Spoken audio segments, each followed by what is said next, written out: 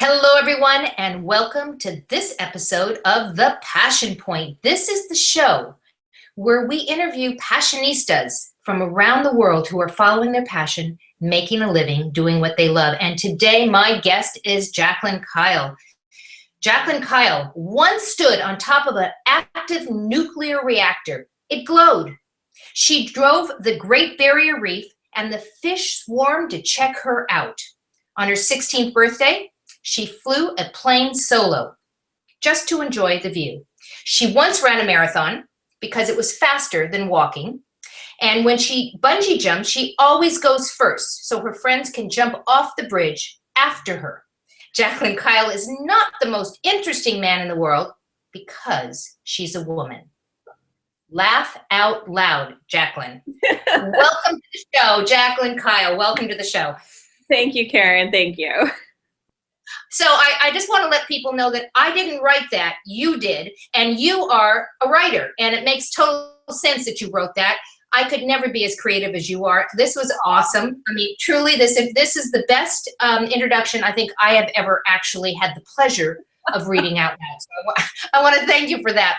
Jaqueline, I just want to let people know that you are my partner in crime for PYP Publishing Group. We could not do the books that we do without you. I mean, you're actually the brains behind the whole thing. You do ghostwriting, you do editing, you publish, you do artwork. I mean, you do it all. Formatting.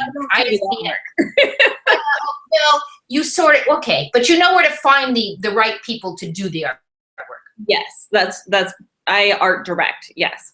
Oh, there you go. You art direct. I love that.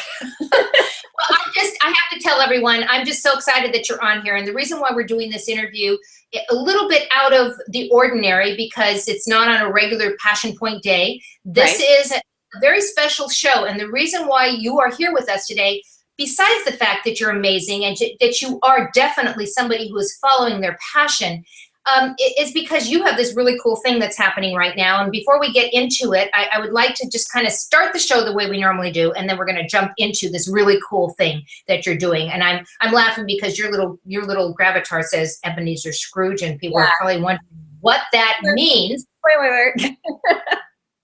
And it does mean something. It does mean something. So we always like to start the show with a definition of passion. And Webster's dictionary says that passion is an intense driving or overmastering feeling or conviction. That's what Webster says. What does Jaqueline say?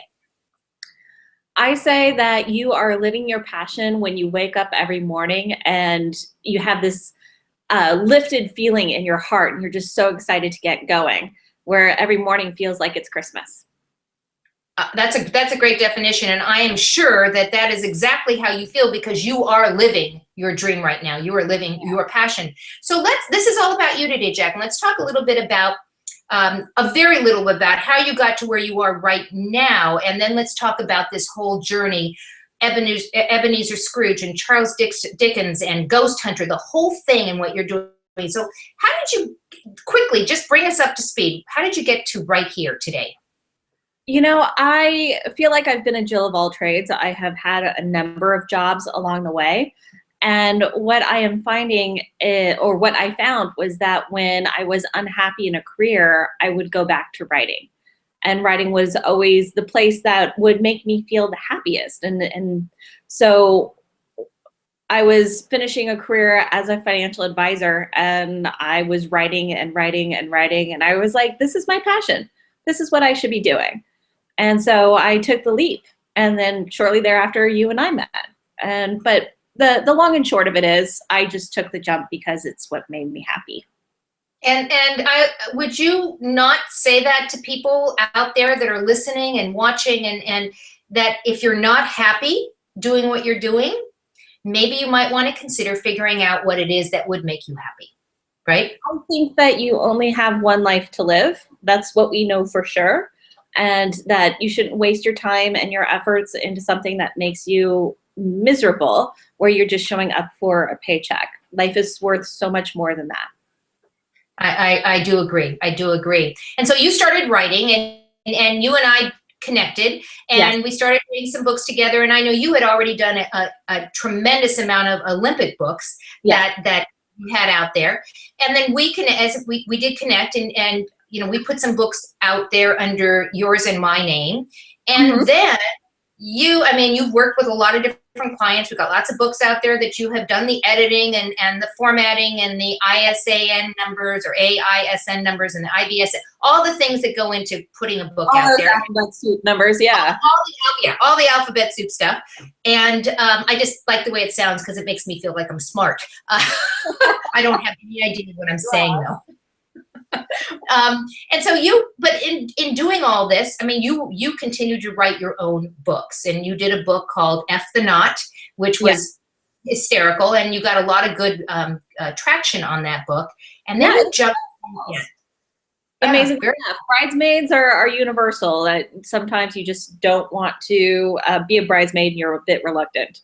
So F the Knot still does fairly well on a regular basis.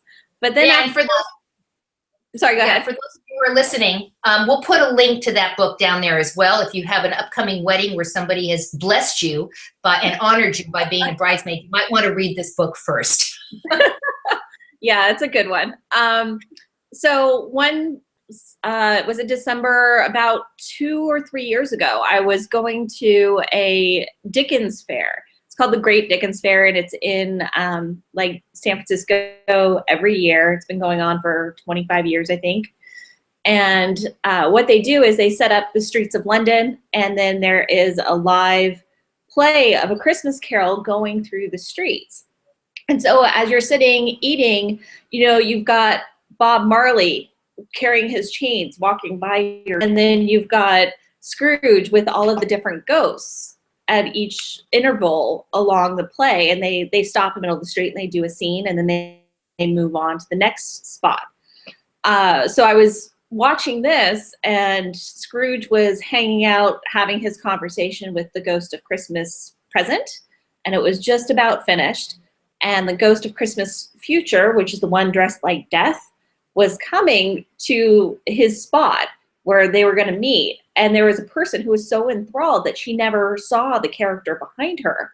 And when she finally turned, Death was standing right on her, waiting, and she screamed her bloody head off. And I was like, this is creepy. This has some legs to it. And so I decided to mash up Ebenezer Scrooge and add some more supernatural elements to it and give a fresh face for 2015. So tell us, so the book is called Ebenezer Scrooge, Ghost Hunter. So how did you come up with that? What is that? There are a number of books out there. It's called a mashup genre, where you take a very classic tale and you add supernatural elements to it, mash them together. So a few of them are out there, like Pride and Prejudice and Zombies, Sense, Sensibility and Sea Monsters, and Abraham Lincoln Vampire Hunter. And so I wanted something that was very out there and sort of made sense along with that genre, where what's on the tin is what's in it as well. And it makes sense because the whole story has the ghosts from the past and the future, right? And the present and the future, they all come in and basically convince Scrooge that, oh, there's my dog. Convince Scrooge that it is worth, that he should stick around, right? It's a good thing. That is the original Christmas Carol. In my version, Scrooge used to be a ghost hunter until Marley died. And since Marley's death, Scrooge has been drinking his life away. And so on Christmas Eve, Marley comes and tells him basically that the three ghosts are coming and that he's got to get back to work. And so the ghosts they're actually really to harm him, and they're a little bit more malicious than what's in the original story. And so, Scrooge is, for the most part, at the beginning of the book, drunk and angry and bitter, and he's having to fight back and be confronted by his ghosts and his demons throughout the book. So is this an adult book then? Well, there's no swearing and there's no sexuality, but there certainly is violence. And it is written in Dickens prose the whole way through. It would be very difficult for a child to read this book. Well, that's the other thing. If you look at the cover of your book, it says it's written by you and Charles Dickens. That's cool. How did that come about? I mean, is that something unusual? Does that happen? I feel kind of odd about it, but yeah, I mean, 50% of the content is still Charles Dickens, so it still needs to have his name on it. And 50% of the content is mine. And so, yeah, I co-authored a book with Charles Dickens. Which I happen to love because I'm all about the marketing, right? So the search engine optimization on that is very cool. Anybody looking for Charles Dickens, your book will probably show up, which is... And A Christmas Carol, which gets like 100,000 hits every November and December each. So, yeah, exactly. And so one of the things that you've done that is a little unique is in terms of how you are funding part of your book. Obviously, it's written, and you did all that on your own, but one of the things that you really wanted to make sure it had was really, really good illustrations, right? Yes. My artwork is stick figures. It is ridiculously bad. And so I decided that I wanted to raise some funds. I sat on the book for about 2 years, not really knowing what I wanted to do. And I decided that I was going to crowdfund the money to put together proper illustrations. And I found an illustrator, I got a quote and did the math and figured out an Indiegogo campaign to get it all done. So before we continue with it, let's talk, what is crowdfunding and who is Indiegogo? Okay, so crowdfunding is, it's interesting. A Kickstarter is becoming like the Kleenex of it. Instead of like facial tissue, it's Kleenex. And instead of crowdfunding, it's becoming Kickstarter. But basically, it's where you put your product out there before it's actually been made, and people can make pre-orders, and they can put the suggested donation price, or they can donate more. And basically, if it does not meet the goal, then it does not have to happen. So unless the campaign is fully funded, then no one gets their credit card charged, basically. So this is a very different way. I'm sure our viewers are saying, wait a second, so other people are paying for your project. What is it? So crowdfunding is relatively new, but it's a great way to fund projects, right? It's like Shark Tank, but for the regular person kind of thing. Yeah, it's a great way to get the word out about a product before it actually launches. And it's a great way to be able to judge what the interest is. Like the very first day that my project was out there, I got a donation from someone that I did not know. And every time someone that I don't know donates, I get super excited because it's validation that it's not just about me, that it's someone who believes in the project. And the crowdfunding, the Indiegogo campaign that you're doing is a 30-day campaign, right? A 1-month campaign. Yes. It is a 30-day campaign. And we're halfway through, and you're almost halfway funded, which is right. Congratulations. Congratulations, because that is just so cool that people are buying into your vision and your dream, and they want to support you. And tell us some of the things that and the different levels that people can come in and support you at. Well, I will take anything. So I have just $1 as a level, and you can ask a question and I'll answer it, kind of thing. And then I have a $5 level where you actually get like a signed artwork from the campaign. The digital copy of the book is $10. $20 gets you a hardback or a paperback book. And then from $25, I started getting creative. And so you can get like a postcard from Scrooge at $25. And $50 is exciting because I went ahead and went for full color pictures for a $50 level, and it'll have a cover that's completely unique and exclusive to my campaign contributors. And that's what I did. That was what I did, because I wanted the full artwork and the full color, and I'm encouraging anyone that's listening right now, because we're going to send you over there to support Jaqueline. Check that one out, because that's really cool, and that's a one of a kind. After this, right? There will no longer. Thank you, Caren. It was so sweet to see that in there. And then I got like a few higher ones out there in case someone really wanted to spend a lot of money, but I think the most expensive one is the opportunity to go with me to one of these Dickens fairs that I was talking about in December or November. So yeah, that's. Yeah, this is so cool what you're doing on so many levels. It's cool because it is a great way for individuals who maybe, well, not just maybe, don't have the funds, right? They cannot take their project to the next level. And Right. not all of these things are successful, right? Not all the fun, yeah. Quite a few actually never get a single donation, which is really sad. But not all are successful. I think it's 45% are successful and 55% are not. That's the research that I was seeing when I decided to do it. And you obviously can call yourself successful at this point because you literally are almost 50% funded. I mean, that is.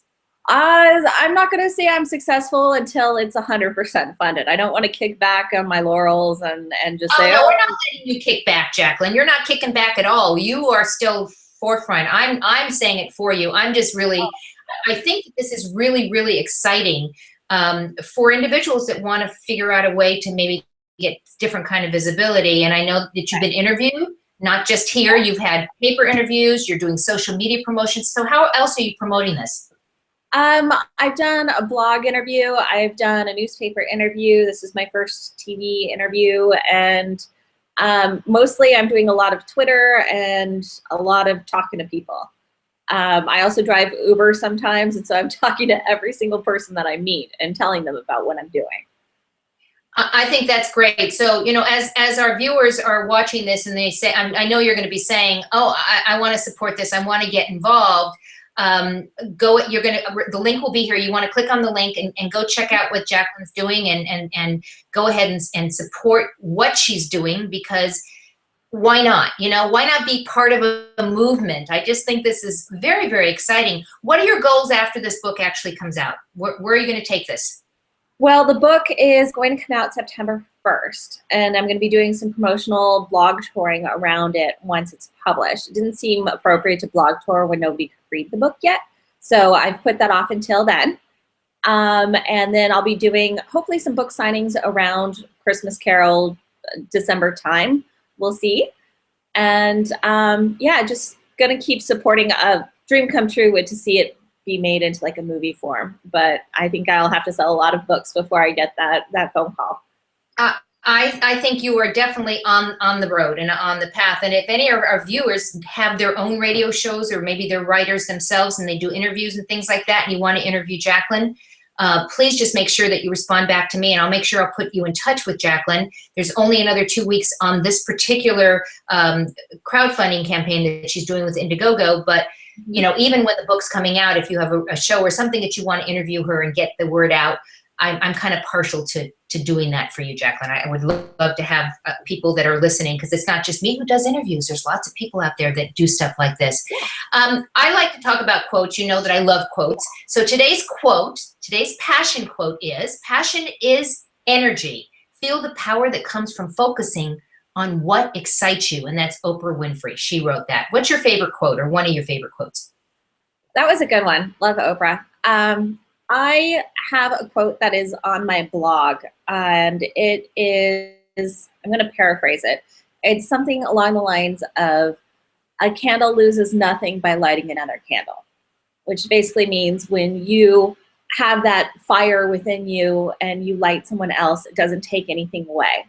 And so in my blog, I do a lot of inspirational talking about writing and encouragement, because that encouraging other writers only does good things. It doesn't take anything away from me. Absolutely. And you know, if you're listening to the show right now and you're saying, you know what, I have a book inside of me, but I don't know what to do next, Jaqueline, they can reach out to you, right? Oh yeah, absolutely. I'll give you that link as well. But it's fascinating what story everyone has to tell and what their priority is and what their message is to the rest of the world. And you're a ghostwriter. One of the things that you do is you're a ghostwriter, which really is kind of silly and funny right now because you're writing about ghost hunting and you're a ghost writer. And I'm the first one to put out there, you're my ghostwriter. You have written my books, and I'm very transparent about that because I don't write. I mean, I have the ideas, I have the concepts, but put a pencil in my hand, oh my gosh, you don't want to see what out. It's interesting because people don't really understand that ghostwriting means that I put the words on the paper, but they're still your ideas. And so it's not that I wrote your book and therefore I'm the genius of it. You're still the genius. It's your content. I just reorganized it, put it on paper. In a very beautiful way, I might add. In a because one of the things that you are so good at doing, and this is just one of the things, because you're good at so many things, but one of the things you're really good at is making sure that the book is in the tonality and in the voice of whoever you're doing the ghostwriting for. And so when you look at one of my books that you've written, and people go, what do you mean you didn't write it? It sounds just like you. That is the best compliment that somebody could give me and give to you. And Caren, that it's particularly easy with you because you have such a strong voice in the way that you express things and the words that you use, that it's kind of plagiarism for me, where I get to take all of those little things and put them into paper and make it sound like you. Well, thank you. Thank you. I thought you were going to say because you have a big mouth. No, I would never say that. No, don't go putting yourself down now, Caren. I'm not putting myself down. I'm just joking. But again, our listeners can see, I just adore you. I love what you do. I love who you are. I'm excited about this crowdfunding that you're doing. I'm excited about the book coming out. And any last words that you want to share with our listeners, our viewers, before we say goodbye to everyone? And I just again remind everyone that everything that we've talked about, almost everything, will be in the run sheet down below. Links to click on, to go fund, and all that. Any last thoughts you want to share with us? I'm surprised you didn't ask me what my favorite song was. Okay, what's your favorite song that you're passionate about? It gets me going in the morning. There is a song, it's called Ain't Nothing Wrong With That. And if I am feeling low energy, I flip that on and dance around the house and stomp on the floors and drive the neighbors crazy, and ain't nothing wrong with that. It's Robert Randolph and the Funky Band or something like that. Totally worth checking out. Okay, I'm totally going to check that out. Yep. And since you got me now on this whole question thing, okay, so the next question is, if you could spread passion dust on anyone in the world, and you could have that passion dust do anything, who would you spread it on, and what would you hope to accomplish? On a very personal family thing, I have family that is in the middle of adopting to foster to adopt children.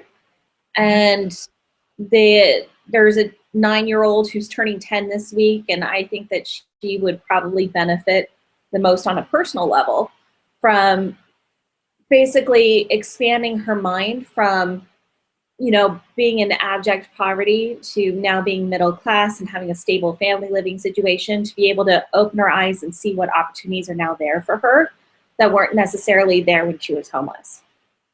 Very nice. Very nice. Very nice.